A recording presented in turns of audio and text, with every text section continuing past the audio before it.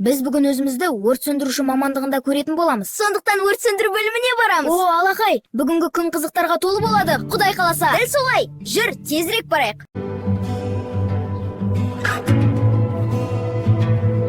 Вай! Қарашы, қандай үлкен. Мынау нағыз өрттен сөндіретін көліктер ғой. Мә, күшті екен. Қарашы, күрткемізде, каскамызда тура үлкен ағайлардыкіндей. Мына белбеу тіпті шытырлап тұр. Нағыз өрт сөндірушілер сияқтымыз. Мә, қандай күшті. Енді біз кез келген отпен күресе аламыз. Ассалаумағалейкум аға. Уалейкум ассалам, батырларым. Келіңдер, өрт сөндіру бекетін көрсетіп шығайын. Басты қақпа. Ішінде не бар екенін көруге дайынсыңдар ма? Келіңдер, мынау біздің негізгі көлігіміз. Құрал жабдығы түгел заманауи. Ал мынау шланг, ұстап көріңдер. Енді жүр кабинасын көрейік. Мынау басқару тақтасы. Мына түймені бассаң дабыл қосылады. Не отыруға бола ма? Әрине, белдікті тағып аламыз.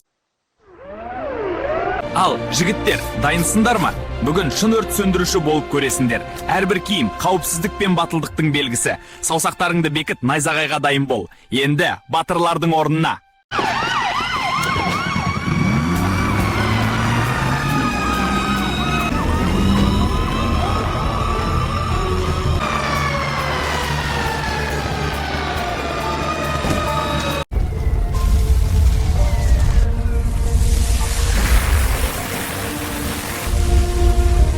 Дайсыңдар ма?